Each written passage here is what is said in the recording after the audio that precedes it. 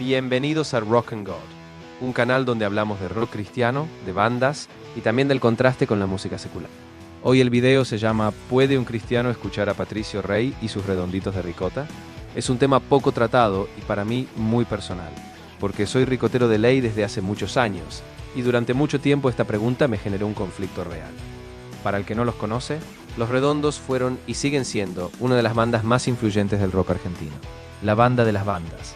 Liderados por el Indio Solari en la voz y Sky Bailinson en la guitarra, marcaron generaciones desde los años 80 hasta hoy.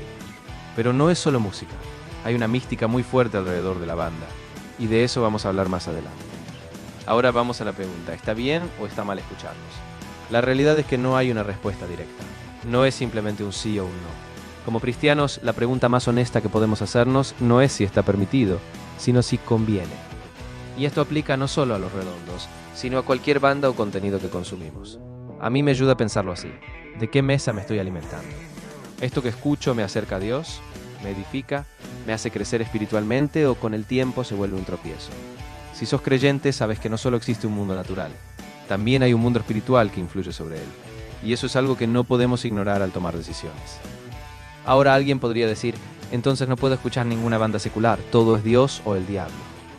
Y no necesariamente. Hay mucha música que simplemente expresa emociones humanas, arte, cultura, experiencias. Pero también hay canciones, y acá es donde personalmente ubico a Los Redondos, que tocan imaginarios espirituales de forma bastante directa. Temas como Luzbelito y las sirenas, Fanfarria del Cabrío, El infierno es tan cantador, Vamos las bandas, e incluso en la etapa solista del Indio, a los pájaros que cantan sobre las selvas de internet.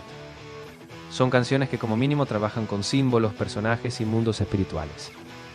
Algunos dirán, son solo metáforas, hablan de adicciones, poder, control social, y es válido. Pero como cristianos creo que no podemos dejar de analizar lo que consumimos. No todo es neutral. Hay algo que a mí me marcó mucho, una entrevista a Willy Crook, saxofonista de la banda durante años. Él contaba que cuando empezó a tocar con Los Redondos, no fue la banda la que decidió que se quedara, sino Patricio Rey. Como si fuera algo más que un nombre, como si hubiera una especie de entidad o figura que tomaba decisiones dentro del grupo. ¿Es un mito, un símbolo, una construcción artística? Cada uno lo interpretará a su manera. Pero vuelve la pregunta principal, ¿te conviene? ¿Te edifica, te acerca a Dios? ¿Te bendice o se transforma en un obstáculo? En mi caso, fue una lucha interna durante mucho tiempo. No era solo entenderlo, era poder tomar una decisión. Y hasta que no sentí claridad de parte de Dios, no pude soltarlo realmente. Por eso creo que este video puede ayudar a alguien que esté pasando por lo mismo, no solo con Los Redondos, sino con cualquier banda. Porque hay vínculos muy fuertes entre el artista y el oyente, y a veces no es tan fácil ver dónde está el límite. Ahora te pregunto a vos, ¿escuchás Los Redondos? ¿Te gustan? ¿Alguna vez te cuestionaste esto? ¿Qué otras bandas te generan conflicto interno? Te leo en los comentarios.